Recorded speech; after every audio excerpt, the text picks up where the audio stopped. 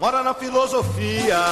Morou Maria, morou Maria, morou Maria. E aí pessoal, tudo bem com vocês? Vamos para mais uma aula do nosso módulo de Filosofia Política. Agora vamos falar sobre Santo Tomás de Aquino.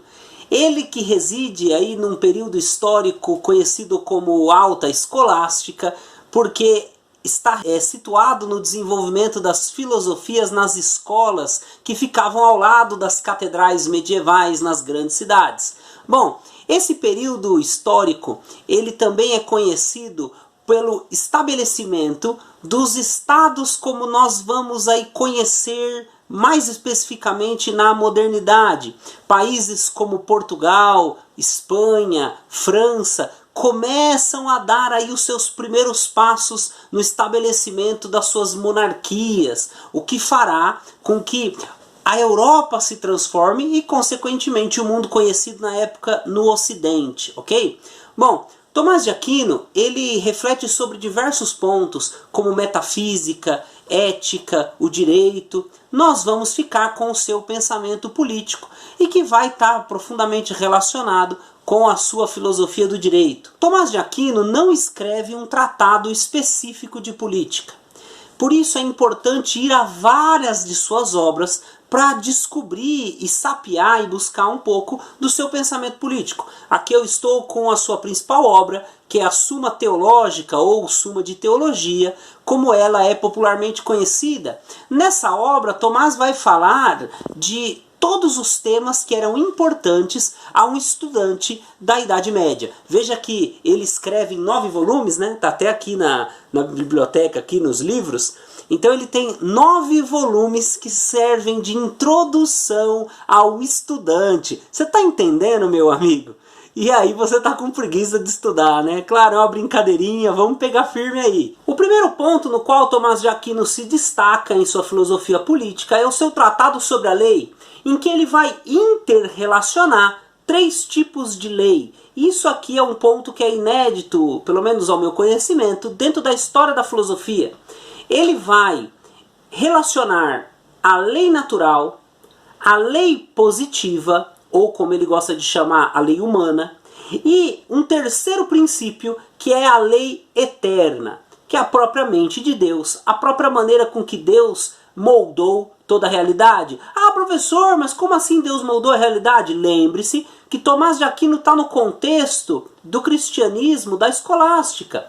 Então, assim como Santo Agostinho, a filosofia e a teologia estão interligadas e, na verdade, a filosofia está a serviço da teologia por razão da natureza do seu objeto de estudo. Deus e as coisas eternas são mais importantes do que as coisas passageiras e terrenas. Por isso que a filosofia vai servir a teologia, tá certo? Então grava bem isso, porque isso é importante. Bom, a lei eterna então é a própria mente de Deus, as próprias coisas existentes na mente de Deus.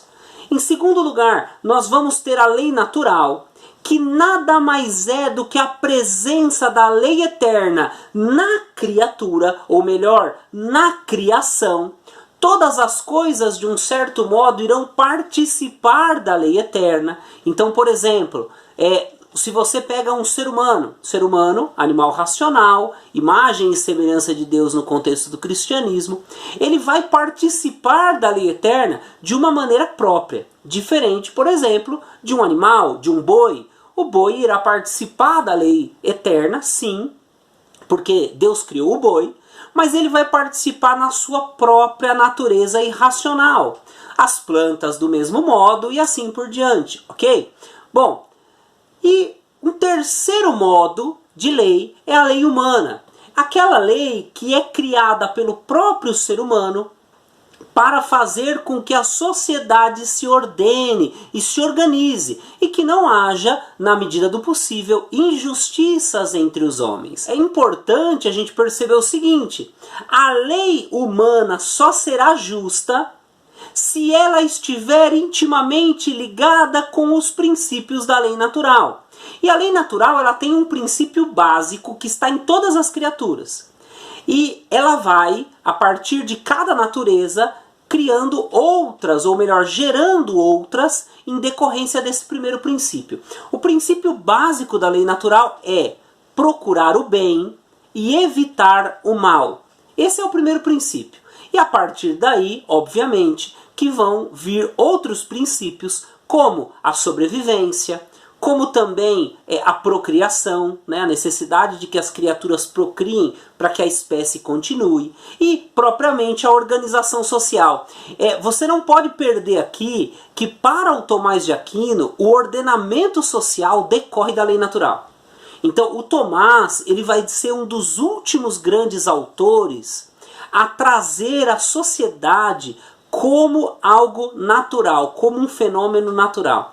Quando a gente entrar em Thomas Hobbes e outros autores, você vai perceber que eles já vão encarar a sociedade como um contrato. Então fixa bem isso, nós estamos aí num limiar, nós estamos cruzando, depois de Tomás de Aquino, esse limiar do contratualismo. Bom, a lei humana, e aí o Tomás vai se inspirar num autor chamado Isidoro de Sevilha, né? Ela tem 4 situações. A lei humana, ela serve para ordenar, ela serve para proibir, ela serve para permitir e ela serve para punir. Ordenar, proibir, permitir e punir. E aqui, isso a gente vai ter uma ligação profunda com a ética. Porque o primeiro princípio da lei é o ordenamento. E o ordenamento não é só o ordenamento social, mas é ordenar-se a si mesmo. Por isso a política em Tomás, assim como nos autores que a gente viu, está ligada ao seu pensamento ético. O pensamento ético que, a partir das virtudes, segundo Tomás, e também segundo Aristóteles, vai fazer com que o ser humano busque o bem, o ser humano busque a justiça. Então a lei humana, ela precisa estar ligada à lei natural, certo? Um segundo ponto agora, depois da lei, é sobre o conceito de multidão que está presente na obra de Tomás de Aquino e que se contrapõe ao que depois na modernidade vai ser conhecido como povo, tá bom? A multidão é a união, é o composto, é o conjunto de seres humanos. Os seres humanos são indivíduos com inteligência, com vontade e assim por diante. No conceito de multidão há uma unidade racional, uma unidade que, a partir do raciocínio, faz com que os homens busquem um bem comum. Já o conceito de povo não é bem assim. O povo é uma espécie de macro-sujeito, que é como se fosse uma fusão dos indivíduos em um ente coletivo. Esse ente coletivo ele é atribuído com vontade, com inteligência, mas na verdade a inteligência não pertence ao povo, a inteligência pertence aos indivíduos, né? Na verdade ao indivíduo singular. Então, por exemplo, a gente vai dizer assim, a turma do 3º ano ela decidiu ir numa viagem de formatura. Espera aí, a turma decidiu? A turma não decide nada. Quem decide são as pessoas. Então é preciso perceber que no Tomás há um forte apelo à multidão e não ao povo. A partir desse conceito de multidão, Tomás vai ressaltar a necessidade de que todas as pessoas participem da política.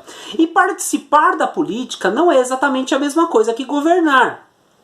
Não é um governo com todas as pessoas, mas mesmo estando sujeitos ao governo de um rei ou de príncipes ou em uma aristocracia, é necessário que todas as pessoas, todos os entes racionais participem da política.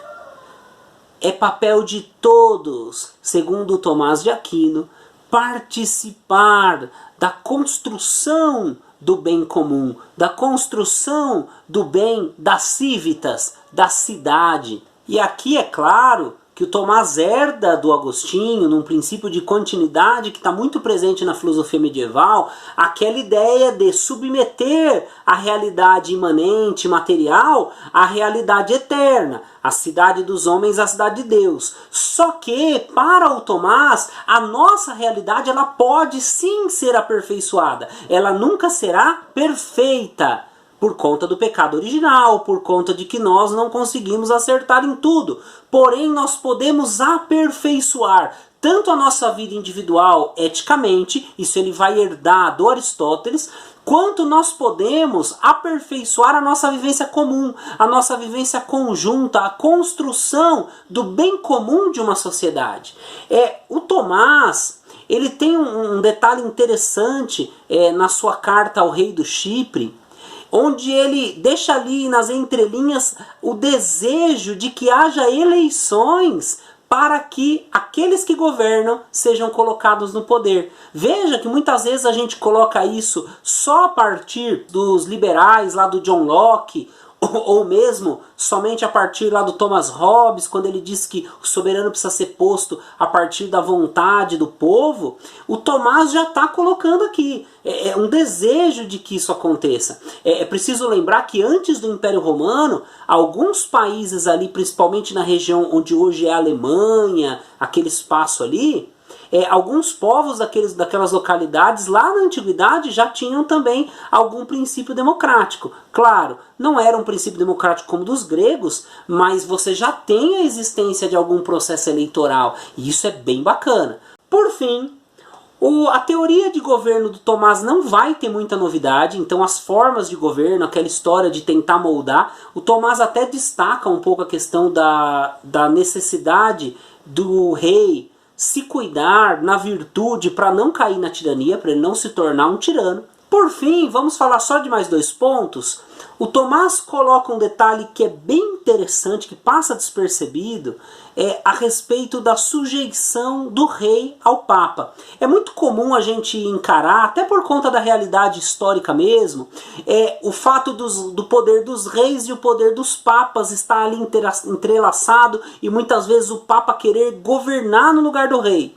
O Tomás ele coloca que o Papa, justamente por ser aquele responsável por cuidar dos bens eternos, ele tem sim uma situação, até por razão de fim, mais importante do que o governo dos reis. Porém, nos assuntos que são devidos aos reis, o governo não pertence ao Papa. Então ele já está começando com aquela ideia que depois vai levar aquela noção de separação entre igreja e Estado, já lá no final da Idade Moderna, beleza?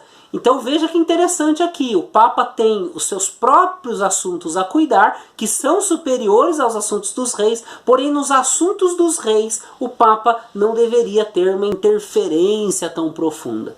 Último ponto para a gente finalizar, e aqui é justamente a importância do conceito de multidão e não o conceito de povo, é que a multidão ela pode se dirigir livremente à unidade, enquanto o povo é uma unidade artificial, é uma unidade inventada. A multidão pode, pela sua própria vontade e desejo do bem comum, tornar-se unidade, e não uma unidade artificial. Então isso aqui é muito legal. Bom, isso é um pouquinho do pensamento do Tomás de Aquino. Você já percebeu que é muita coisa, e é mesmo, viu, querido? Eu sei que o módulo vai ter aula ainda, viu? Que a gente nem entrou na modernidade, nós nem entramos nos contratualistas ainda, né? Mas vai dar certo, tenha fé que vai dar certo, beleza? Bom, eu agradeço mais uma vez você que nos acompanha, você que curte, compartilha, manda essa aula para os colegas, beleza? Um forte abraço para você, tamo junto! Mora na filosofia, Maria.